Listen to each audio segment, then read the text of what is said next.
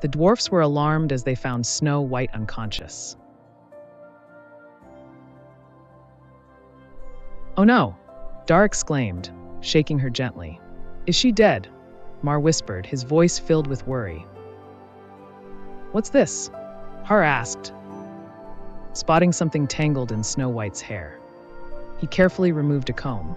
As soon as it was taken out, Snow White stirred and opened her eyes. "The comb must have been poisoned," Dar concluded grimly. "The queen did this." Yar agreed angrily. "She's truly awful," another dwarf added. At the castle, a servant passing by the queen's room startled by a loud and furious scream from within. In her chamber, the queen stomped her foot in frustration. "I hate Snow White," she fumed. After taking a deep breath to calm herself, she paced the room, muttering, "I need a new plan."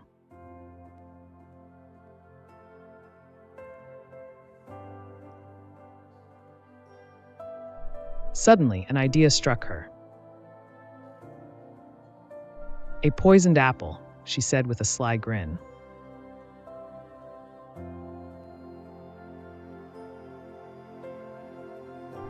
Later, Snow White sat by her window, enjoying the view, when a voice interrupted her thoughts. "Apples for sale.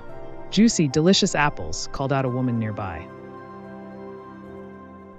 That must be the queen in disguise again, Snow White thought cautiously. The woman approached with a kind smile. "Would you like to buy an apple?" she asked. Snow White hesitated and shook her head. "No, thank you," she replied politely. "Are you sure?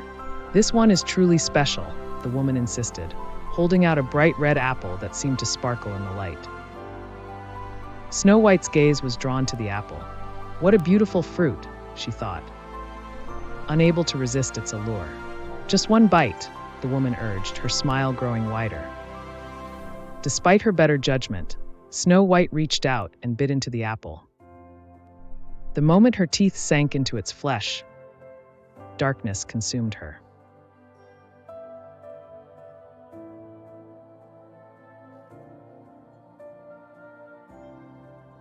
The queen, confident of her success, turned to her magical mirror. "Mirror, mirror," she commanded, "who is the fairest of them all?" "My queen," the mirror replied reluctantly, "you are the fairest."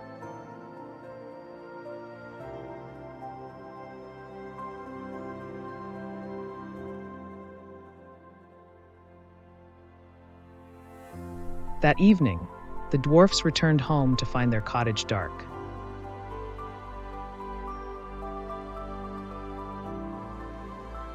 Inside, they discovered Snow White lying motionless on the floor. "No!"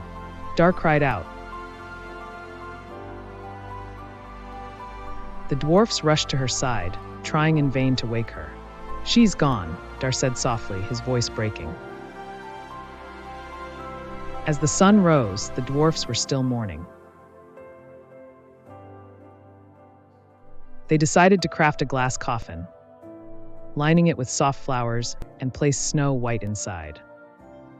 They carried the coffin into the forest, setting it among the trees where sunlight could shine on her face. Despite her stillness, Snow White's beauty remained untouched. "She doesn't even look dead, It's as if she's just asleep," one dwarf said. Animals gathered around the coffin, and the forest grew silent in sorrow. Birds sang soft, melancholic tunes.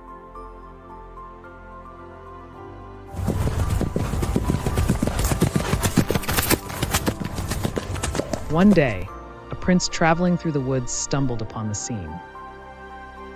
Spotting a dwarf resting near a strange glass coffin, he dismounted his horse and approached.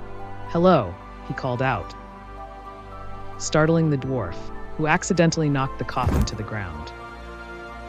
Oh, everyone's astonishment, Snow White stirred and gasped for air. "She's alive!" Star cried joyfully. Thank you, she said, her voice filled with gratitude. That apple was poisoned, she explained. It had lodged in my throat, and the fall must have dislodged it. Star blushed. I didn't mean to knock it over, he admitted sheepishly.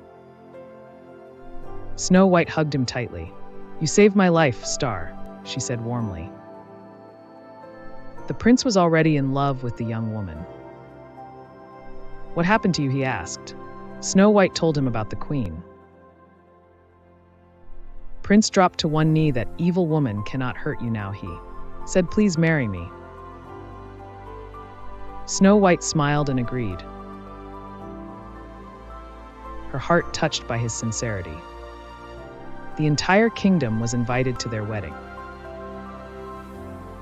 When the queen arrived and saw Snow White as the bride, she fled in anger, disappearing to a faraway land. Snow White and the prince remained in their kingdom, living happily ever after.